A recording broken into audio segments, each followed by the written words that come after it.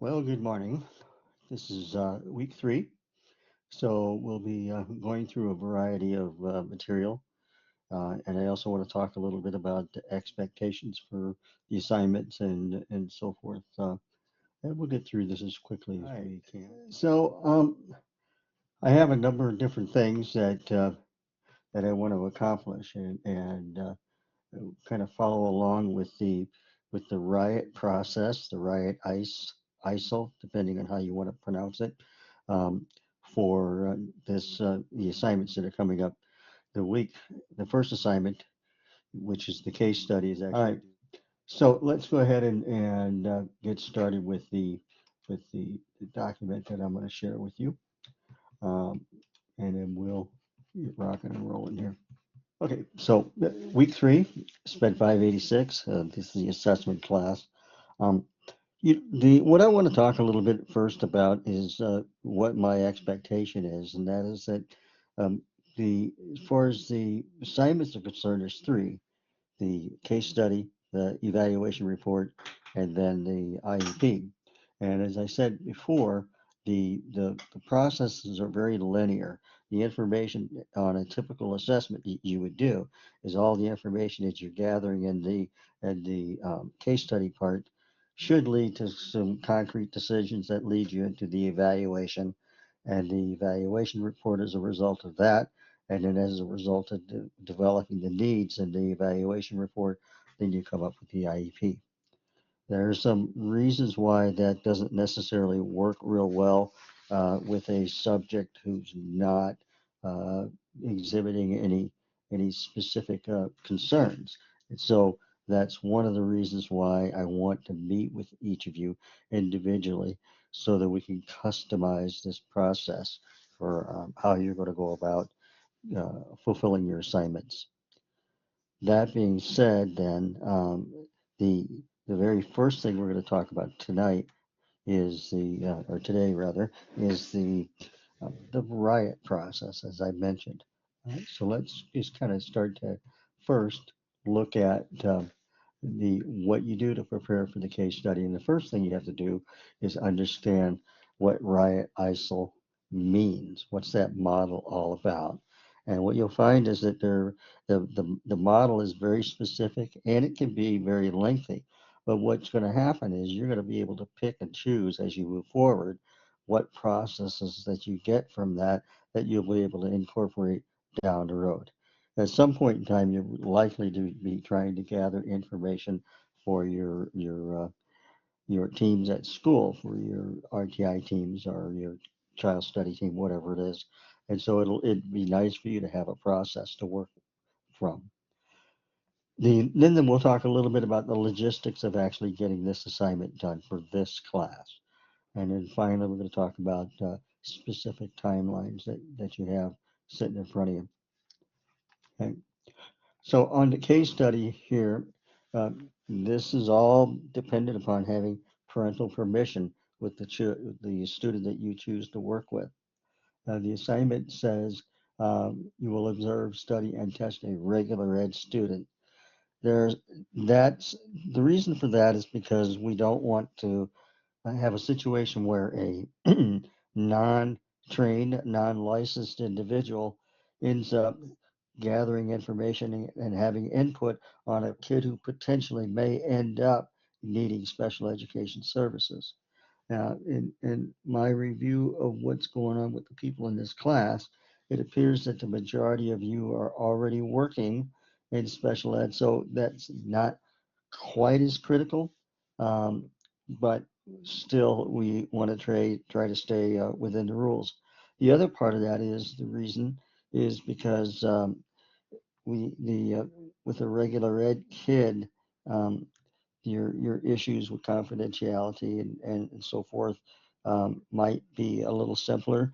And you can use any child you want. You can use your own child. You can use your neighbor's kid if they give you permission, or your niece or nephew, whatever the case might be. But again, before you get started on this and go specifically where you're going with it, make sure you contact me. Make sure that you and I have a one-to-one Zoom session so they can work out specifically how you're going to approach the process. Okay, now it says that the student cannot be a current student receiving special education services or a student with a suspected disability in pre-referral, problem solving, or concerns expressed. And I just explained why. Um, again, we may have some ability to make some adjustments on that, but you're going to have to talk to me specifically about that. You got to get signed permission on any student you work with, regardless. And before you, what's going to happen with that signed permission is that you're essentially going to keep it. I'm not necessarily going to have you turn it into me, but I'm going to assume that you have the permission before you get started, and then if something should happen down the road, then I would expect you to hand that over to me. Again, what the reason for that is because I don't really want to know who it is that you're working with, because in the end, you're going to redact all the names out of any document you send to me and just replace those with a made up name. All right. So the when you finally get done with the case study, you're going to be basically looking at making a suggestion on three different assessments that you would use for that kid. One has to be academics.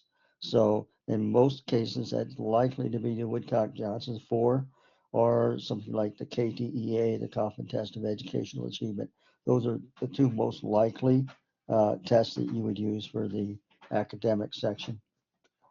Um, the next one would be something that measures behaviors or emotions like the Basque and the Connors and those types of things.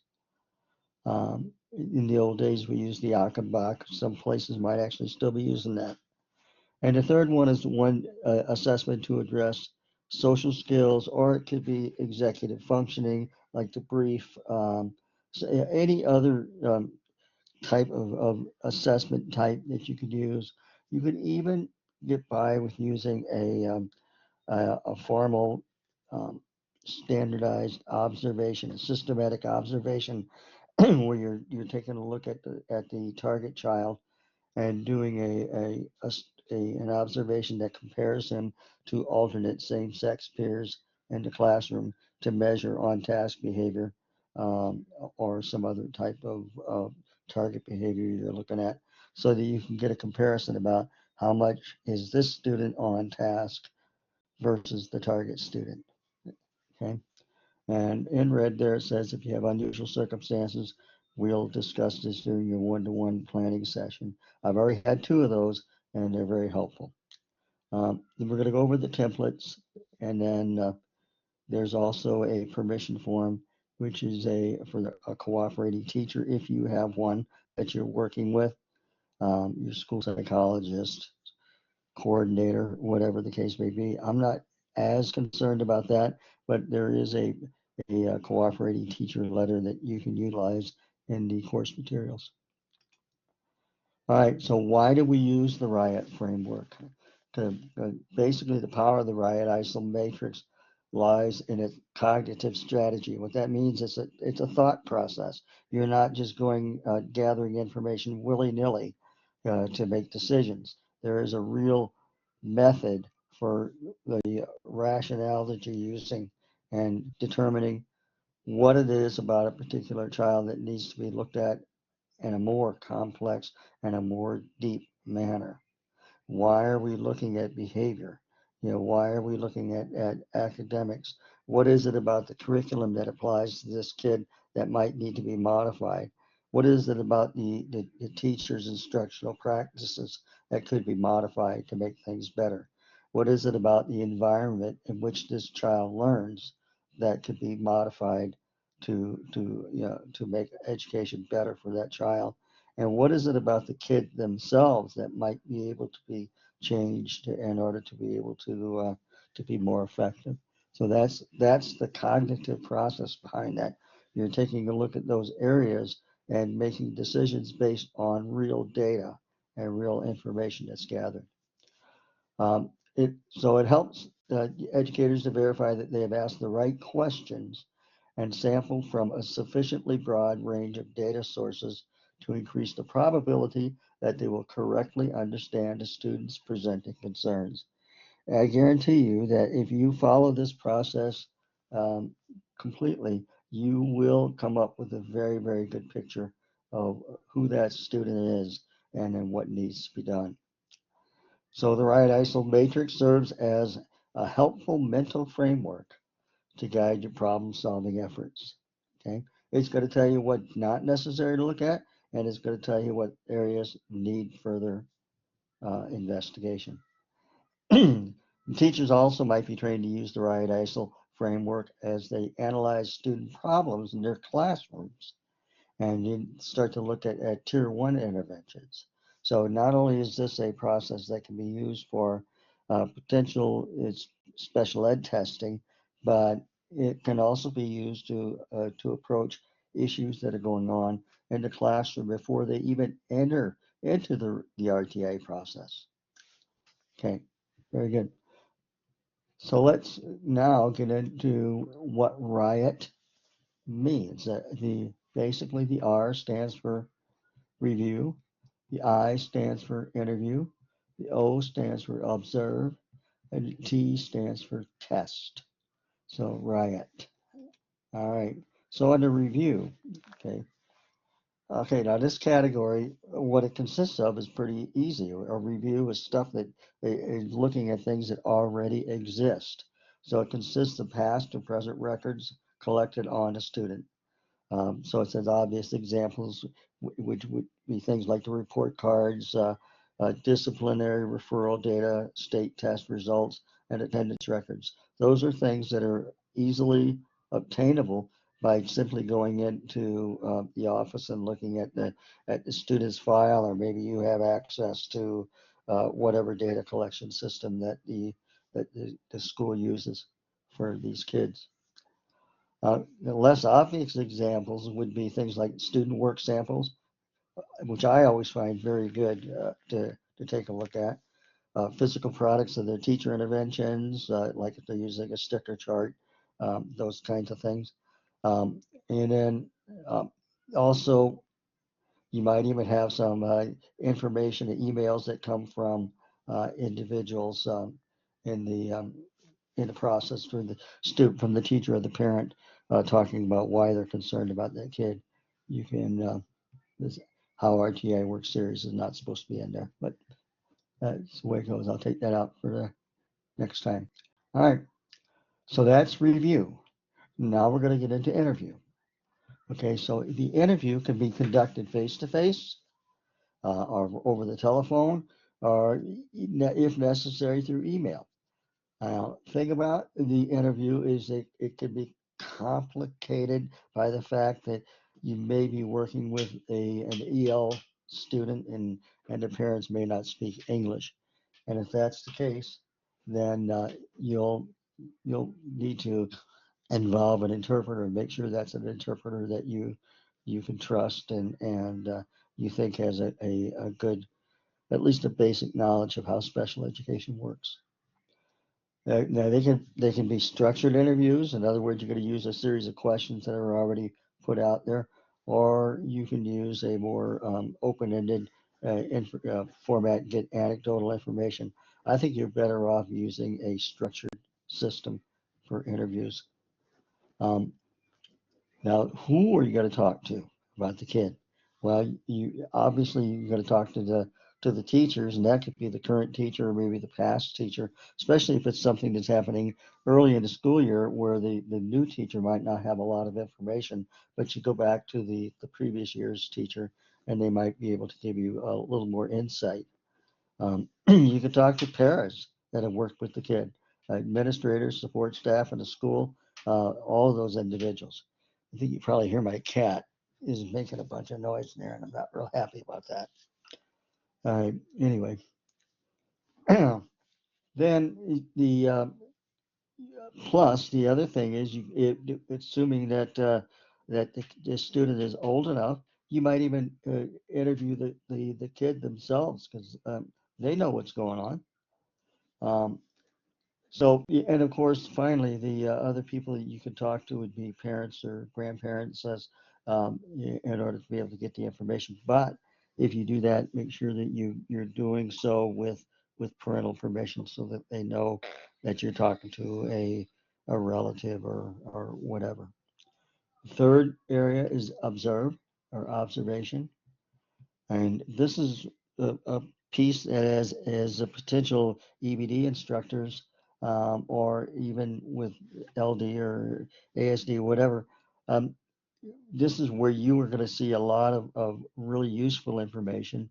And so as you sit in the classroom where the student is learning, you're going to be able to pick up a lot of information about how they or how they organize themselves, how much they are able to pay attention, what their behavior is like in the classroom, what their interactions are socially. Those things are very important things that you'll pick up during the observations. Um, you the one thing that you can do too is have the teacher keep frequency data on a particular target behavior that you're looking at, and then if you get that information before you go into the classroom to do your observation, you can kind of do a comparison as to what you're seeing and what they were able to report to you. All right. Then, and less obvious examples of observations, include having the student periodically rate their own academic engagement, and that is actually useful again for students who are a little older, or for kids that you think cognitively are in a position to do that more effectively. The last area that we're going to look at is test.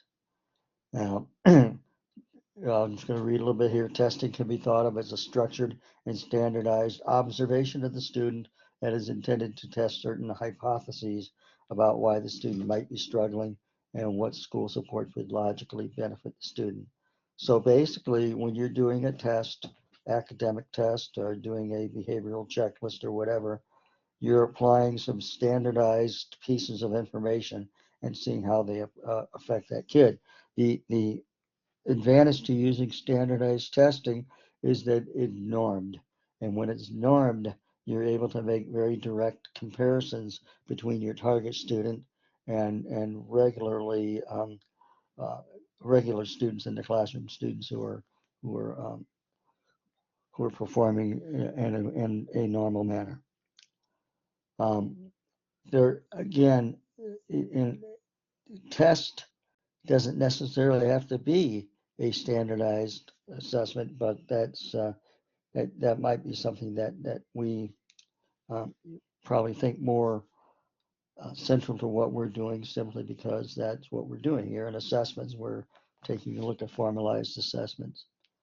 And a less obvious example of testing might be a student who has developed the capacity to take chapter pre-test in their math book to self-grade the test and to write down questions and areas of confusion that are revealed by that test for later review with the math instructor. So in other words, they are self-evaluating.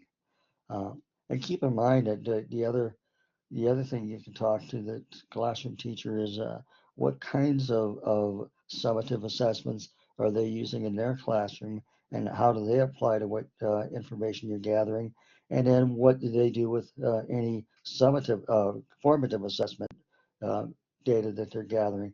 When they're looking at a kid over the last 3 weeks or so that they've been working with them, what have they done differently as a result of how the kid is performing in class.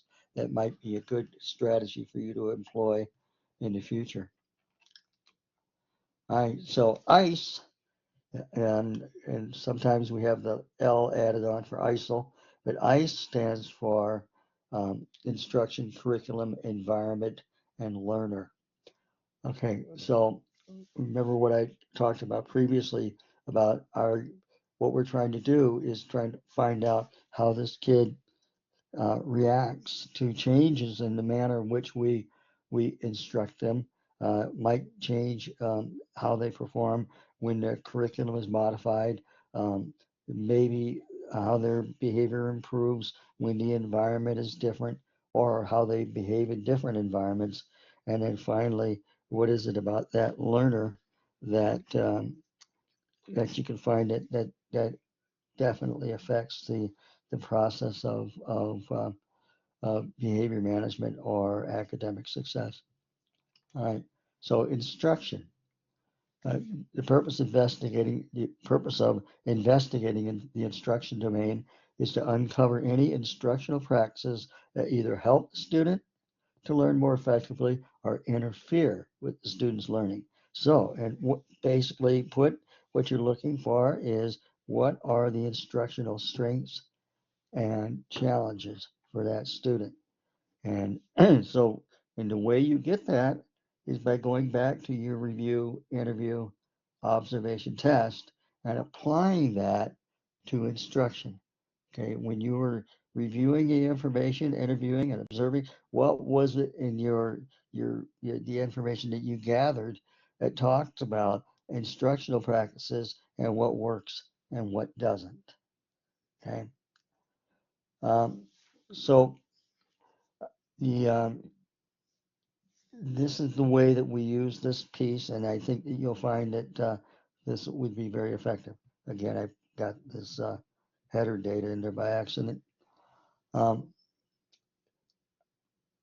Uh, a more obvious instructional question to investigate would be whether specific teaching strategies for activating prior knowledge better prepare the student to master new information, or whether a student benefits optimally from large group lecture format that is often used in the classroom. In other words, you might be looking for things like, does the data tell you that he's a better hands-on learner? Does the data tell you that he's a better auditory learner? Is he does he like to talk his way through problem solving? Those kinds of things. The other next area is curriculum, and this is the full set of academic skills that a student is expected to have. You know curriculum, and you take a look at what curriculum they're using for math in third grade, um, and so forth. And then you're going to take a look at what did the data tell us about uh, what's in that curriculum methodology that they're using, and how does it need to be modified in order to make it more successful for that student. Plus, you might be able to say, all right, this particular curriculum doesn't seem to be working for this kid whatsoever. And if that's the case, then we may need to modify that and curriculum entirely. We might, the kid might be in the classroom while all the other students are working on some curriculum for math, and then perhaps the paraprofessional or the teacher in a push-in might be working on something completely different but related in order to make that kid more successful based on what their needs and what their strengths and weaknesses are. Environment includes any factors that in the student's school, community, or home surroundings that could directly enable their academic success or hinder that success. And in this particular case, it's not just academic, but it's social emotional as well. So, what is it about what's going on in the school, in the community, and at home that has an impact on that child's social or emotional or behavioral concerns? And that, not only that, but do we see consistency or inconsistency based on where the student is functioning? Is the kid a different kid at home than he is at school? We hear this all the time. In school, the kid might be a holy terror, and you do your Basque or your Connors or whatever, and you find out that the parents either don't see the same concerns that we do, or they're not acknowledging that they exist. And that happens quite a bit. Sometimes we find out, okay, the kid plays baseball. What's he like as a teammate? How does he interact socially on his baseball team? Is he effective there? And is he even better in those types of environments? Are there and what do we learn from that? Okay, so he's a good leader on the baseball team, but in the classroom he's a holy terror. What is it that's going on in the baseball team that we can find out and apply to the classroom setting to make him more successful there? What is it that the parents are applying at home behaviorally? What accountability measures are they doing that make him more compliant at home than he is in the classroom? And how can we work together to make that more effective? Or, just the opposite. The kid is just not doing well at home, but at school he's doing okay. And then, you start to take a look at, all right, mom, dad, maybe you could try these strategies, or maybe this is more of a mental health issue and you need to go ahead and seek some other help in order to be able to get your child more successful. There's a lot of things to look at there. All right. And finally, the learner. And while the student is at the center of any questions of instructions, curriculum, and learning environment, the learner domain includes those qualities of the student that represent their unique capacities and traits.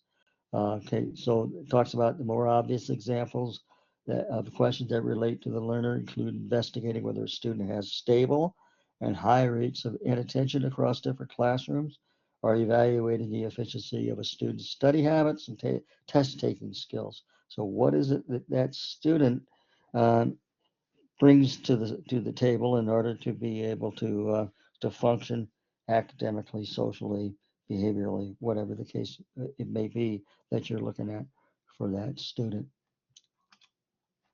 So that was Riot Ice. We're gonna and we're gonna give you some examples of how those things can be applied.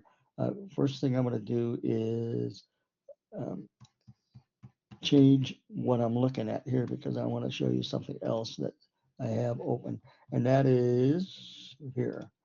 Nope, wrong one. That will actually, we'll look at this. This is actually a copy of the case study or a template of the case study that you'll find in it and in the course materials. And you'll see that this is an example, a sample. You can use this format, or you'll be able to use Sped Forms or whatever other software that you have. Um, Whatever methodology works for you. But what you need to do, of course, is get the background information up here, and then and also the information about the student themselves. So ESR basically stands for Evaluation Summary Report. So most people don't put the E in there; it's just ER. So you're going to have the components. That you're going to have this background information. Any special considerations? This sounds familiar. It should, because these are the things that are in the evaluation report and the IEPs that you're already doing. Um, then you're going to take a look at the record review. Okay. And you can look through this when the example is in your course materials. Here's the interview section. This is all the information that this particular student gathered through the interview. And you see it's pretty extensive, quite a bit. Observation, this is what that teacher observed. And then test. And here you see, I'm going to read through this one. Jane's reading comprehension appears to be the biggest struggle. Therefore, multiple choice comprehension passages at the 8th grade level at www.easycbn.com were used to monitor her reading progress the last 2 weeks of school. Okay, then Jane answered and whatever. Okay, given that this was the end of the year, not enough data points were gathered to support that this intervention was successful. So this basically what kind of monitoring material that they were using, what kind of CBM testing that they were using to judge whether the student was being successful or not. So going out there and seeing what your classroom teachers are using. Maybe you're using fast testing, or maybe there's access testing if they're an EL kid, or whatever type of CBM that your classes are using, Dibbles testing, whatever. You may be able to use that to put information under the test section.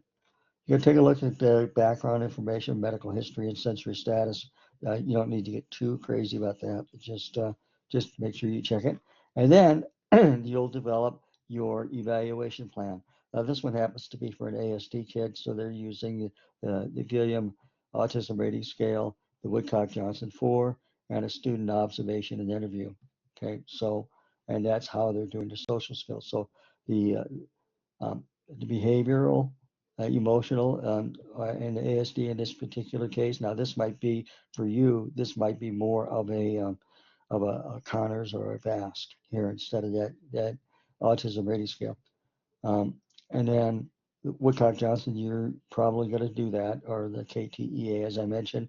And then down at the bottom, you could use a variety of different things to get at social skills. Or as I said earlier, if you want to take more of a look at their executive functioning skills, you're welcome to do that as well. All right. Okay, that's that. Um, then I want to this the show you too, just the template. Template is also in the course materials, and this is really just the basic um, template that you can then go in and put the information on.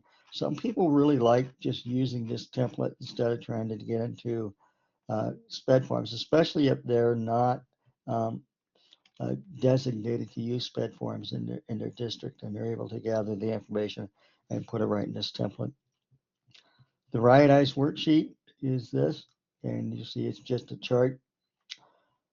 Now, this is really what you're going to do. This is how you will organize your data for each of these areas before you do it in a written format. So you're going to go up and find and review all the information in the student's records with respect to instruction, and you're going to put it in this column or this uh, area right here. You'll do the same thing. You can find out, do an interview about instruction, observe about instruction. So you'll just put those all in the appropriate location.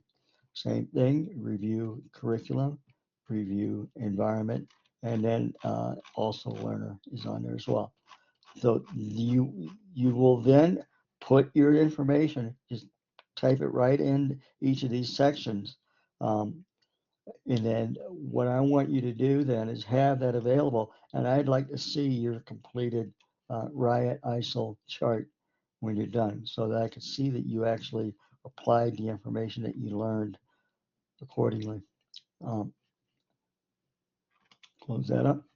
And I think that's all I wanted to show you there. Yep. And then I'm going to go back to my, here we are. All right. So the other thing that we're going to talk a little bit about this week has to do with the methods of identification for EBD. So I'm going to go through the criteria real quickly with you. A little bit about RTI, not much. The appropriate testing conditions, environmental considerations, disproportionate identification, and observation screening. So I'm going to work from the bottom up on this one. As far as the observation and screening is concerned, uh, a lot of that stuff can be done prior to getting into the formalized part of the testing. And so a teacher might come to you and say, can you come in and take a look at Jimmy? He just really looks like he's off task a lot more than the other kids in the room. And so you certainly could do an informal thing. You have the psychologist maybe take a pass through, whatever. But again, before you do any of that stuff, I would certainly communicate with the parents and just say, we're a little concerned about Jimmy. Would it be okay with you if we just went in and just took a quick look and maybe we could gather some information that might be useful down the road, and I might be able to give the teachers some real quick ideas on how they can work with him. Um, but if you do that, make sure you're documenting what you're doing, and make sure that if you call the parents and you ask for that verbal permission, then make sure that you have that written down somewhere. You're not in a due process situation yet. Student has not been referred, so you don't have all of the same types of rules and regulations. Now, the principal principal might ask you to go take a look at a kid, or you might even say, Mrs. Johnson, will you go in and take a look and let me know what you think? So all that information. Plus, there's all kinds of screening that schools do formally as well. Uh, you know, uh, Preschool screening when you're getting into some of those DD kids that are below age 7, and perhaps there's other types of screening materials that your school uses. One thing you want to take a look at too, when you're looking at EBD in particular, is the disproportionate identification of students of color. Um, and you can take a look at your data and just take a look at your your child count in your district and see if the percentage of students of color is markedly higher than what the this proportion of students in the general population is. Let's say that you have 15% black students in your district, but 30% of your EBD population is are African American. That's starting to tell you something about your population, and perhaps even about whether you're leaning towards some disproportionate identification. We know that historically that when it comes to EBD, the vast majority of the kids that are identified are male, and so that needs to be at least considered. What is it about that population that's making them come up a little bit more frequently, or what is it about that teachers do that make them accept behaviors that some girls, some females might be displaying um, versus the males. So just things to be aware of. What are some of the environmental considerations to think about? Um, how does the environment affect student behavior? You walk school culture, school climate. You walk down the halls, and are the hallways generally well organized and generally neat um, and and or are they just um, free for all when there's passing time? Um, just and what are the expectations? Is there a school-wide behavioral system in place? Um, and if there is it enforced? What's it like on the school bus ride to school? And what kinds of things are the students being exposed to on their way to school that get them agitated prior to even walking in the front door? And who is it at the front door that's greeting them, and what kind of greeting are they getting? Or is there anybody there at all? Those types of things are all environmental things that need to be taken into consideration. And it could even be things that are more concrete, such as what is it about the is it an old drafty building? Is the temperature inconsistent? Is there are there some other issues that um, from a physical standpoint in the building that make learning less than wonderful? Uh, when I first started working in one of my co-ops, and I visited the ALC, I was just shocked. It was stuck in the basement of a school that had been closed down. The mold every place. It smelled, and but that was the only place that they were allowed to set up their alternative school. And needless to say, for students that had allergy concerns and things like that, it certainly did not make learning more effective for them. Yeah, the one area too I want to talk about is appropriate testing considerations. When you are testing, doing your normed testing, standardized testing like the Woodcock Johnson, you make sure that you're doing that on a one-to-one basis. There are no other students in the room. And make sure that you are following the script as it's written, and then make sure that you're taking effective notes. Make sure that you understand basal and sealing data and how to apply those. And the reason for that is because it is normed testing. It is assumed that every kid who is exposed to those test questions are done so in a manner that falls within a very narrow band of consistency, where you're not allowed to just kind of make things up and explain things over and over to kids when they're doing the testing, because you want to get in a very specific idea of how that student's academic performance in particular, um, how that compares to all the other students that have been given that test in the past.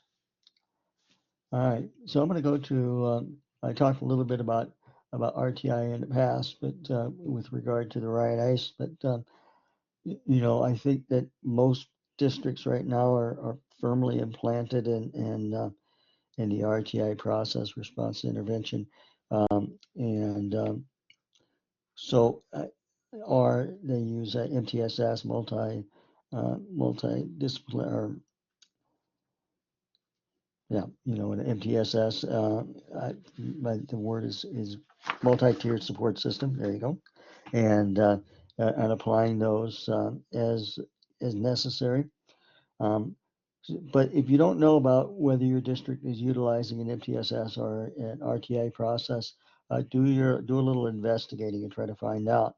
If you're in a level 4 program, like I know one student is in this class, what is it that's going on in the districts that feeding the kids to you?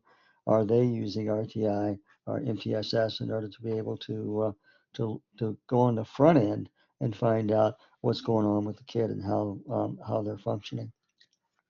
All right, so then we go to the Minnesota methods of identification. So we're just assuming that most people in the room are Minnesota students here. It might be different if you're in Wisconsin or North Dakota or someplace else. But let's take a look at the EBD criteria for Minnesota. And so this is just a checklist that is available on the Minnesota Department of Ed website, and you can, if you just went in and did a search for yeah, EBD criteria, MDE, then you'll get to this. But if you need this, I can also send it to you. But this is what we're looking for. So you can complete this by you putting in all the demographic data at the top. Is it an evaluation or reevaluation? Based on the information in the evaluation report and in the student file, K-12 students must meet the criteria in A through D below. Okay.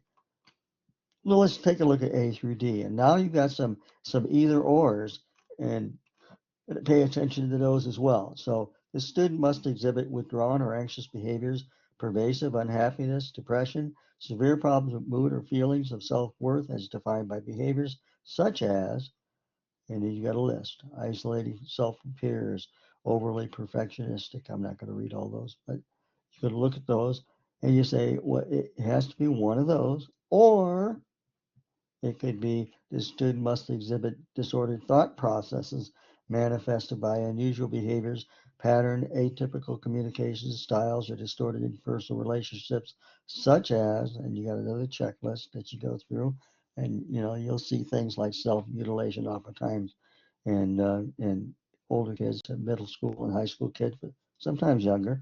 Um, Perseveration or obsession with specific objects, hallucination. Though that's another one. So you got either this section, or this one.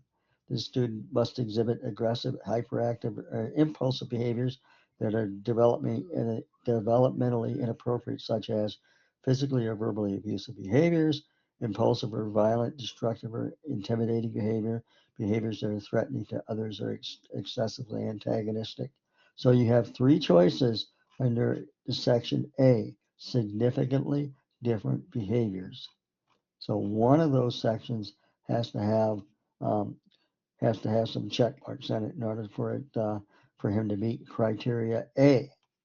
B, is adverse effects on the educational performance. Not only do you need to show that those behaviors are present, but you have to show that they are impacting the students' academic success or the academic success of others around them. So the student's pattern of emotional behavioral responses must adversely affect education performance and result in at least one of the following: inability to demonstrate satisfactory social competence that is significantly different from appropriate age, cultural, or ethnic norms, and or another either or a pattern of unsatisfactory educational progress that is not primarily a result of intellectual, sensory, physical, health, cultural, or linguistic factors, illegal chemical use, autism spectrum disorders, or inconsistent educational programming. These are what we call exclusionary factors. Okay, remember it says it is not primarily a result, so that's why they're exclusionary. Okay. Um, Then areas of impact on K-12. This is where your documentation of prior interventions and evaluation data for K-12 students must establish significant impairments and at least one of the following: interpersonal, academic, vocational, social. Okay, and the impaired areas identified above must meet all, not one of, but all of these following criteria.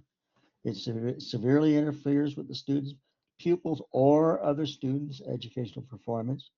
Is consistently exhibited by occurrences in at least three different settings: two educational settings, one of which is the classroom, and a setting either in the home, child care, or community. So in the regular classroom, in the phy ed room, the art room, and at home or and the at Boys and Girls Club, whatever. Okay, so it has to be in at least three different settings. Okay, and then finally has been occurring throughout a minimum of 6 months are the results of the well-documented sudden onset of a serious mental health disorder diagnosed by a licensed mental health professional. So it's pervasive. It's been there for quite a while, and that makes it meet that criteria. If it's if it's something that is explosive, that still might qualify that. But what we're really looking for is not to include things that are reactionary, like let's say a student is family is going through a divorce, and that might have an impact, but it might not be pervasive, and it might be situational. So that doesn't necessarily include them in the EBD, doesn't necessarily exclude them either, but you have to consider whether that has had a major impact on the student. And then finally, the evaluation requirements. The evaluation may include data from vocational skills measures, personality measures, self-report scales, adaptive behavior. You got a laundry list there. And the K-12 evaluation must be supported by current or existing data from all of the following. In other words, again, you have to be able to click all of these, check them all. Clinically significant scores and standardized nationally normed behavior rating scales, counters, the BASC, those kinds of things.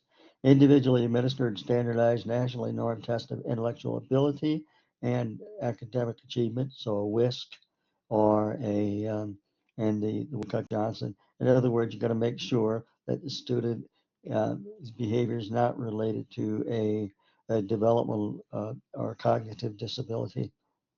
Okay, they might actually coincide to some degree, but it cannot be the only reason is because the kid is cognitively challenged.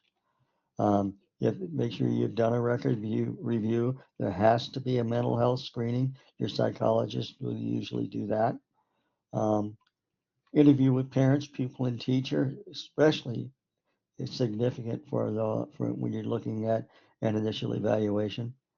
And then 3 systematic observations in the classroom.